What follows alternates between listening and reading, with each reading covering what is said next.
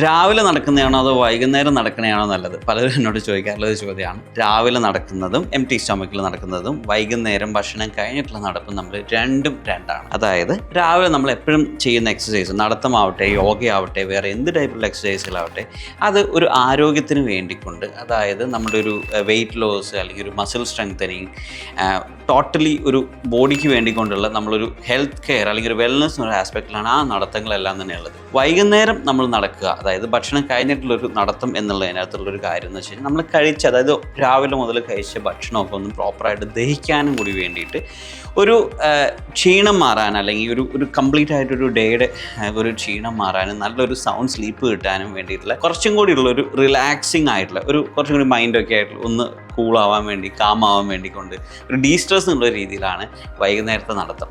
അപ്പോൾ രാവിലെ നടക്കുന്നതല്ലാണ്, വൈകുന്നേരവും നടക്കുന്നതല്ലാണ്. രാവിലെ കുറച്ചും കൂടി എനർജിക്ക് വേണ്ടി അല്ലെങ്കിൽ ഒരു ടോട്ടൽ ഒരു ഹെൽത്ത് ബെനിഫിറ്റിന് വേണ്ടിക്കൊണ്ടും, വൈകുന്നേരം ഓവറോൾ ഒരു റിലാക്സേഷൻ, ഒരു ഹീലിംഗ് അല്ലെങ്കിൽ ഒരു ഗഡ് ഹെൽത്തിനൊക്കെ വേണ്ടിക്കൊണ്ടുള്ളതാണ് വൈകുന്നേരത്തെ നടത്തം. സോ രാവിലെയും വൈകുന്നേരവും നടന്നു, രണ്ടും നല്ലതാണ്.